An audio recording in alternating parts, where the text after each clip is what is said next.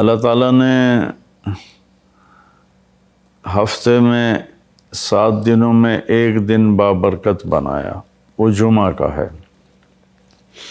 اللہ تعالیٰ نے قوم یہود سے کہا کہ میرے علم میں ایک دن ہے بہت برکت والا، وہ تم ڈھونڈو اور چن لو۔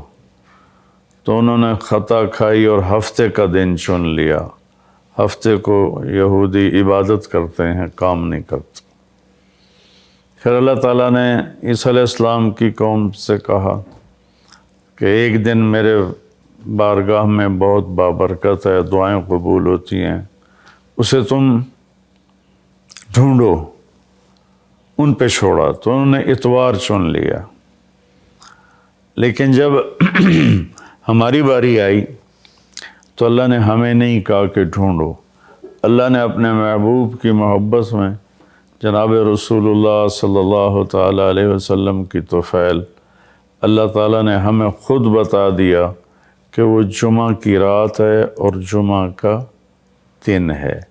یہ سب سے بہترین دن ہے جمعہ کا، اور پورے سال کے لحاظ سے جمعہ کی رات سب سے بہترین رات ہے۔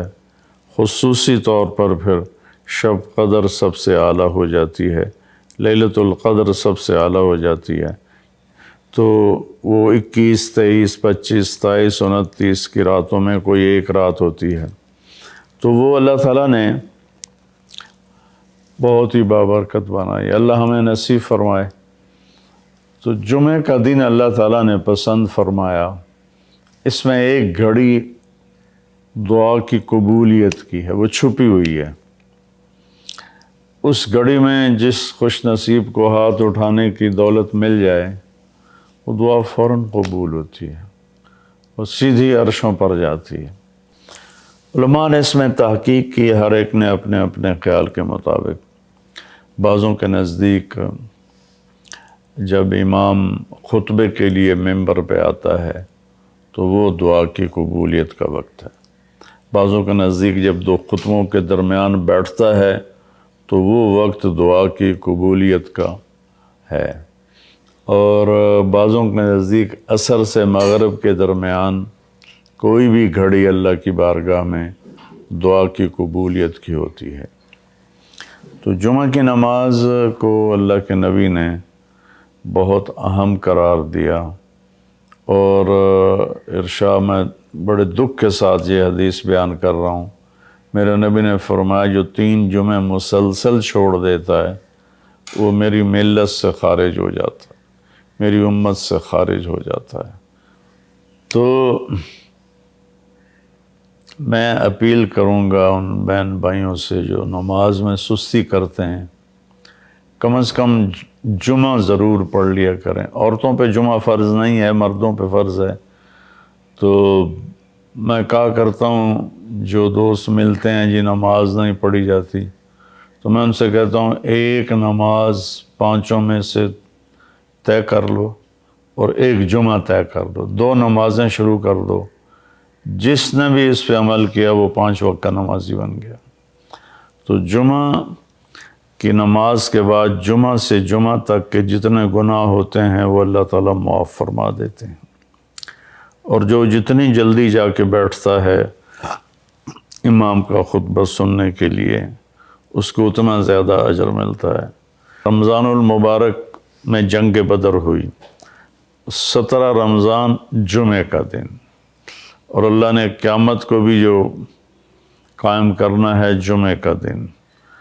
تو ہر دن اللہ کی بارگاہ میں بابرکت ہوتا ہے اگر ہم اس میں اللہ کی مان کے چل رہے ہیں، اور رمضان شریف میں خاص طور پر، اور پھر جمعہ ہو تو خاص طور پر، اس میں ہم اپنے عبادت کو بڑھائیں۔ درود شریف جمعہ کے دن کا مبارک عمل ہے کثرت سے درود شریف پڑھنا، اور 300 دفعہ جو درود شریف پڑھ لیتا ہے وہ کثرت میں شمار ہو جاتا ہے، اوپر کی کوئی حد انتہا نہیں ہے۔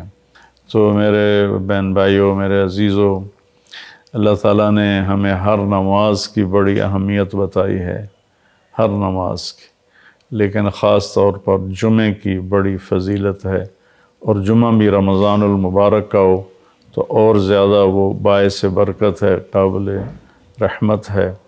تو روزے کا بھی اہتمام ہو اور ساری نمازوں کا اہتمام فرمائیں، کوئی با جماعت پڑھنے کی کوشش کریں، کوئی جماعت سے رہ جائے تو پھر اس کو چھوڑیں نہیں، اسے ضرور پڑھ لیں کہ نماز کی اللہ تعالیٰ نے جتنی تاکید قرآن میں کی ہے اور کسی کی اتنی تاکید نہیں کی، اور اللہ تعالیٰ نے 10 دفعہ اقیم الصلاۃ اقیم الصلاۃ اقیم الصلاۃ وآتوا الزکاۃ، تو 10-12 دفعہ اللہ نے قرآن میں براہ راست حکم کیا اقیم الصلاۃ وآتوا الزکاۃ۔